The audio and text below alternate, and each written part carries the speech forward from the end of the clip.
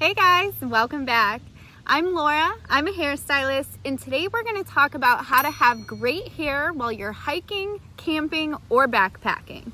So if you can't tell, I am actually out at a campground right now. If you watched my last video, then you know that my boyfriend is out hiking the Appalachian Trail and I'm kind of following him around. And as you can imagine, being out in nature, you have to change up your hair routine a little bit. So I wanted to take this opportunity to give you guys some tips on how to take care of your hair while you're out in the wilderness. So the first thing I want to talk about is how to keep your hair clean while you're camping. Now this will be different on whether you are camping for just the weekend or you're out on a long backpacking trip.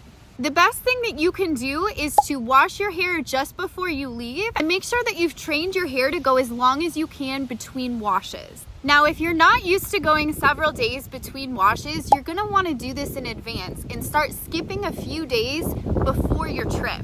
Get your hair used to going several days without shampooing. Trust me when I say this will make things a lot easier on you when you're out in the wilderness. One of my best secrets to skipping days between washes is using dry shampoo. And if you have coarse or frizzy prone hair, then I recommend getting a dry conditioner as well. Dry conditioner is similar to dry shampoo because you don't need to rinse it out, but it softens the hair and removes that gritty feeling that dry shampoo can sometimes leave. It will also reduce frizz and make your hair feel a little bit softer. Now, when it comes to shampoo and conditioner, you can get the travel size products, but I actually have a better recommendation. Personally, when I'm traveling, I prefer to go with the sample size products. These are really easy to fit inside of a bag and they travel a lot better and they're less likely to leak than a product like this. You can fit a number of these in your bag based on how many days you know that you're gonna need to wash your hair. Now, there's a lot of creative ways that you can get samples for free, and I recommend starting with that. A lot of times at places like Sally's, you may be able to get them with your purchase. I recommend asking them at the counter and they'll likely give you a number of them. If you can't find any sample size products for free, I am gonna link a few in the description below that you can order on Amazon. They have specific ones for blondes, curly hair, or all hair types. And another option, if you do want to go with a travel size, but you want your product in particular, you can actually order sample containers and make your own. This is actually the most cost-effective method because when you purchase travel size, you're not getting as much for your buck as if you just made the samples yourself. Okay, so when it comes to washing your hair while out camping, if you don't have access to a shower at a campground, what I actually do is use a portable shower. This option is not going to be doable for a backpacker, but if you're camping, it may be worth investing in a portable shower that you can fold up and put into your car. This is what my boyfriend and I do, and we have a conversion camper van. They make some of these portable showers for as little as $20, and they go all the way up to ones with a electric heater for a couple $100s. We have a mid-range one that was around $60 or $70, and I have to say it works great. It doesn't have a heating element, so I just make sure that I shower in the hottest part of the day, and it's honestly better to wash your hair in cold water anyways.